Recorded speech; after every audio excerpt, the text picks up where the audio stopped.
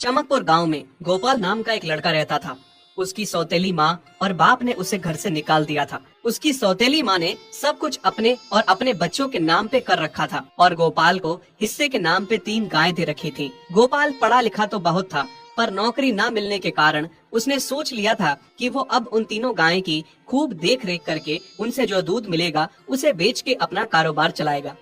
अब मैं बिल्कुल अकेला हो गया हूँ। गौ माता, तुम तीनों के अलावा मेरा अब कोई भी नहीं है। बस मेरा घर चलाने के लिए तुम तीनों को मेरी मदद करनी होगी। तीनों गायें बहुत ही हट्टी कट्टी और जवान थीं और रिश्ते में भी एक दूसरे की बहनें लगती थीं। चंपा, चमेली और मैना। मैना सबसे बड़ी और समझदार गाय थी। चंपा गर्भवती थी और चमेली को अभी अभी बच्चा हुआ था। वो दूध दे रही थी, जिसके दूध को बेच के गोपाल का थोड़ा बहुत घर चल रहा था। पर गोपाल को अब चंपा और मैना पे पूरा भरोसा था कि जब उनका बच्चा हो जाएगा तो वो खूब दूध देने लगेंगी और जिससे उसका कारोबार अच्छे से सेट हो जाएगा। देखा चमेली बहन, हमारे मालिक को कितनी उम्मीदें हैं हम तीनों से। हाँ चंपा, सुना मैंने, मालिक ने हमसे कितनी सारी उम्मीदें लगा रखी हैं। और उम्मीद रखे भी क्यों ना, कितना समय खर्च करते हैं मालिक हम पे और कितनी सेवा करते हैं हमारी, कितना खिलाते पिलाते हैं हमें, और फिर हम मालिक की उम्मीदों पे खरा ना उतरेंगी तो धिक्कार है हमारी जिंदगी पर। सही कह रही हो बहन तुम। चलो हम तो मालिक के लिए कुछ ना कुछ कर ही लेंगे। तुमने बच्चा दे दिया है, दूध भी दे रही हो, मैं भी गर्भवती हूँ।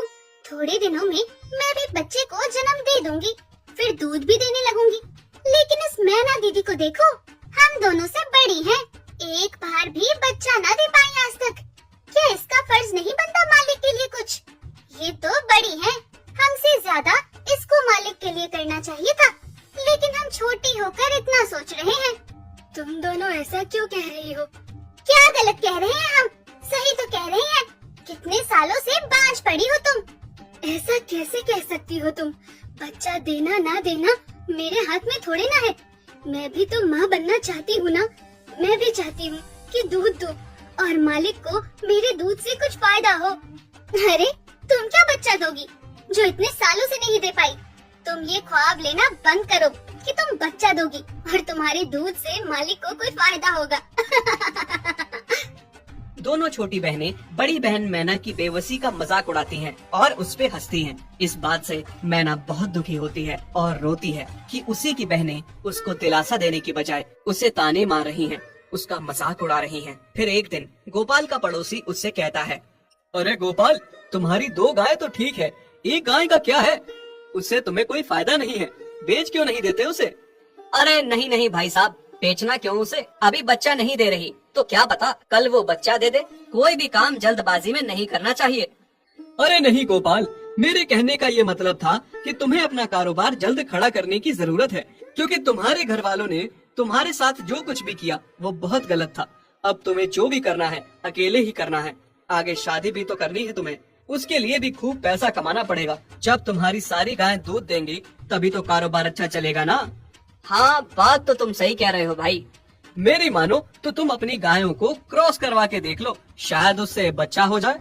हाँ, ये सुझाव तुमने सही दिया, मैं कल ही ऐसा कर लेता हूँ। सुना तुमने मैना बहन मालिक की बातों को?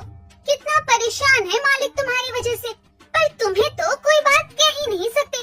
झट से बुरा जो मान जाती हो तुम। मैना ये सब सुन के बहुत दुखी होती है, पर करती भी क्या, उसके हाथ में कुछ नहीं था। गोपाल ने मैना को क्रॉस करवा के भी देखा, पर उसका भी कोई फायदा नहीं हुआ।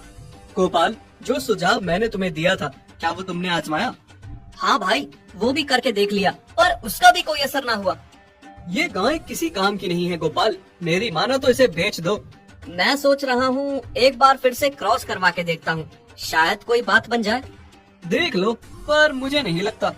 देखा, इन लोगों को भी पता चल गया, तुम बच्चा नहीं दे सकती, तुम बांझ ही रहोगी। सही कह रही हो तुम दीदी, इतने जतन करने के बाद भी बच्चा नहीं हो रहा, तो अब क्या होगा? गोपाल मैना को एक बार फिर से क्रॉस करवा लेता है। दोनों बहनें चंपा और चमेली मैना के बांझपन का मजाक उड़ाती हैं और उस पे खूब हंसती हैं। फिर एक दिन मैना चमेली के बच्चे के साथ खेल रही थी कि तभी चंपा देख लेती है। हाँ देख तो चमेली दीदी, ये मैना दीदी तेरे बच्चे के साथ क्या कर रही है? मुझे समझ में नहीं आ रहा, तू इस बांझ के साथ अपने बच्चे को कैसे छोड़ सकती है? जब मेरा बच्चा आ जाएगा